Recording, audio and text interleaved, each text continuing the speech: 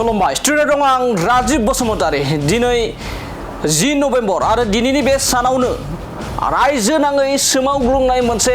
सोमावसारनाय जागोन आरो बे सोमावसारनाया गुवाहाटी नोगोरनि सनापुराव जागोन आरो बे सोमावसारनायनि गुबै जाहोना जाबाय गासै मोनद' हारिनो एसटि होनो नागिरनायनि सायाव एबा मोनद' हारिया एसटि दाबिनायनि सायाव एबा बिनि हेंथायै गोख्रों सोमावसारनाय हाबाफारि लादों आरो बे हाबाफारियाव माबे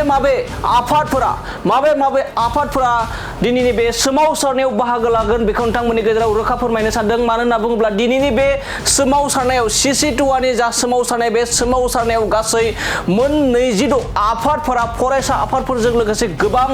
ट्राइबेलफोरनि माहारियारि आफाद दुलाराय बर' फरायसा आफादजों लोगोसे गुबुन ट्राइबेल माहारिफोरनि गासै 26 आफादफोरा बेयाव गोख्रों बाहागो लाना बे मोनद' हारिनो एसटि होनो नागिरनायनि सायाव गोख्रों सोमावसारनाय हाबाफारि लादों आरो बे हाबाफारिखौ गुवाहाटी नोगोरनि साखाथियावनो थानाय सनापुरनि मिनि स्टेडियामाव बे सोमावसारनायखौ लानाय जादों। दानिया फैदो बिदिब्ला माबे आफादा बे Cctoaनि बे गोख्रों सोमावसारनाय दिनैनि बे गोख्रों सोमावसारनायाव माबे आफादफोरा दिनैनि बे हाबाफारियाव बाहागो लादों एबा सोमावसारनायाव बाहागो लादों। गिबियावनो अल आसाम ट्राइबेल संघआ बे हाबाफारियाव बाहागो लादों। नैथियाव अल बड' स्टुडेन्ट इउनियन थामहिनबा दुलाराय बर' फरायसा आफाद ताकाम मिसिं परिन केबां टिएमपिके आफादाबो बे दिनैनि बे हाबाफारियाव बाहागो लादों। अल राभा स्टुडेन्ट इउनियन आरसु थामहिनबा अल राभा स्टुडेन्ट इउनियन आफादाबो दिनैनि बे हाबाफारियाव बाहागो लागोन एबा दिनैनि बे गोख्रों सोमावसारनायाव बाहागो लागोन। अल Tiwa student union all Assam Sanwal Kasari student union all Assam मेस Kasari student union all Assam दिउरि student union all Assam Hajong student union all Assam Thengal Kasari student union all Assam tribal youth league लोगोसे अल आसाम सरनिया कसारी स्टुडेन्ट आफाद लोगोसे अल आसाम मदाहि कसारी स्टुडेन्ट लोगोसे Dimasa student union Karbi student union एबा एसोसिएशन कार्बि स्टुडेन्ट इउनियन गार' student union all Assam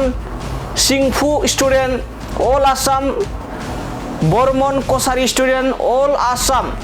Khamti student मेस Kachari Jatiya Parishad all Assam Sema student union all Assam Meitei speaking student union united Bodo' people organisation Tirap tribal autonomous district demand committee all Assam Thansa student union बेफोरबायदि गासै 26 आफादफोरा एबा अर्गेनाइजेशनफोरा दिनैनि बे गोख्रों Cctoaनि जा सोमावसारनाय बे सोमावसारनायाव बाहागो लागोन मानो होनना बुङोब्ला बे समाव रायजो नाङैनो गासै मोनद' हारिया एसटि दाबिनानै गोबां सोमावसारदों आरो एसटि दाबिदों। बे एसटि डिमान्ड एबा एसटि डिमान्ड खालामनायनि सायाव एबा गोख्रों सोमावसारदों एबा बेखौ नोजोर होनानै रायजो सरकार भारत सरकारनि हेंथायैबो एबा बे मोनद' हारिनो एसटि होनो नागिरनायनि सायाव गोख्रै हेंथा सोमावसारनाय बा हेंथा खालामनानै सोमावसारनाय बे गासै मोन 26 आफादफोरा दिनैनि बे सोमावसारनायाव बाहागो लानायखौ बे समाव नुनो मोननाय जादों।